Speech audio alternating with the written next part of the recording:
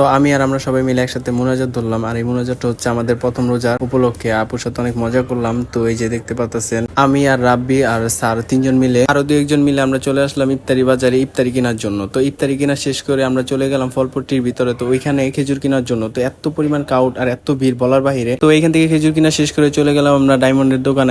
সেই ডায়মন্ডটা হচ্ছে লেবু। তো লেবু কিনা শেষ করে চলে আসলাম আমরা হসপিটালে এসে দেখতে পেলাম সবাই কাজে ব্যস্ত। তো যাই হোক আমাদের ব্লগটা এখানে শুরু করা যাক, লেটস গো। হ্যালো, আসসালামু আলাইকুম এভরিওয়ান, চলে আসছি নতুন একটি ব্লগ ভিডিও নিয়ে। আজকের ব্লগটি হচ্ছে আমাদের মাহে রমজান উপলক্ষে হসপিটাল থেকে আমাদেরকে টাকা দেওয়া হয়েছে। তো আমরা চলে আসলাম ইফতারির বাজারে ইফতার কেনার জন্য। ইভেন্ট আরো কি কি কেনাকাটা করব সবকিছু আপনাদেরকে এই ভিডিওতে দেখাবো। আর দেখতে পাচ্ছেন অলরেডি চলে আসছে আমরা ইফতারি বাজারে। তো এখানে স্যার আছে আমাদের সাথে, আর একটা স্টাফ আছে, আর দু একজন আছে। তো ওরা করছে এখান থেকে অনেক পরিমাণ ইফতারি নেওয়া লাগবে, তো সেই জন্য ওনাদের সাথে কথাবার্তা বললো। তো বলা শেষ, তো আমাদের এখান থেকে ইফতারি নেওয়া ডান। এখন আমরা চলে আসলাম এই যে মিরপুর বাজারে। তো এখানে দেখতে পাচ্ছেন প্রচুর পরিমাণ মানুষ, ক্রাউড আর ক্রাউড। তো এত মানুষ হলো কিছু করার নেই, এখন আমাদের তো কেনাকাটা করতে হবে, না কিনলে তো হসপিটালের লোক বা আমরা খেতে পারবো না। তো যাই হোক এখন আমরা চলে আসলাম কোথায়, এটা হচ্ছে ফলপট্টিতে। এখান থেকে আমরা নিব খেজুর প্লাস মুড়ি, আরো অনেক কিছু নেওয়া বাকি আছে। তো সর্বপ্রথম আমরা চলে আসলাম এই যে ইসবকলের ভুসি, যেটা শরবত বানাতে সবার কাজে লাগে, এটা ভালো করে জানেন। তো এখান থেকে আমরা কি করলাম, নিয়ে নিলাম ইসবকলের ভুসি। তো দেন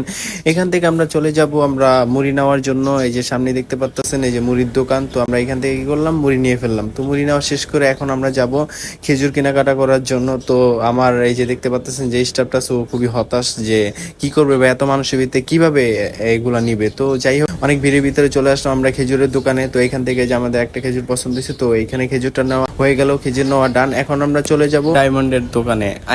সেটা ডায়মন্ড বলার কারণ একটাই, সেই জিনিসটার এত পরিমাণ দাম বাড়ছে সেটা আপনারা দেখলেই বুঝবে। আর সেটা হচ্ছে লেবু। ভাই লেবুর যে পরিমাণ দাম বলার বাহিরে। তো আমরা এখান থেকে এই যে কিছু লেবু নিলাম আর নিয়েই চলে আসলাম আমরা হসপিটালে। আলহামদুলিল্লাহ। সত্যি তো? সত্যি। খালা রোজা? হ্যাঁ, যাক আমাদের আজকে অনুভূতিটা খুবই ভালো। দেখতে পাচ্ছেন আমাদের আয়োজন অলরেডি চলতেছে। তো আরো পরে আমরা তারি খাবো। আর এই যে আপু রোজা নাই। আপু কথা বলেন তো, আপনার অনুভূতিটা প্রকাশ করেন প্লিজ। আপু আপনার মুখে দুইটা শব্দ শুনতে চাই। গাইস আপুর জন্য সবাই দোয়া করবেন, তার গলাটা যেন আরো খারাপ হয়ে যায়। কেসা লাগা মেরা মজাক। এখন কাজ চলতেছে ইফতারির, আজকে প্রথম রোজা।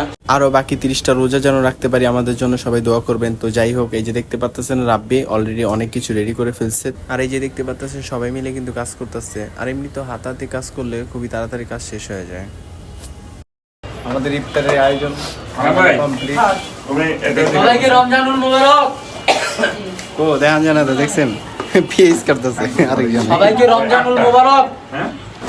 সবাইকে মোবারক জানাইছে। হ্যাঁ ইনশাআল্লাহ।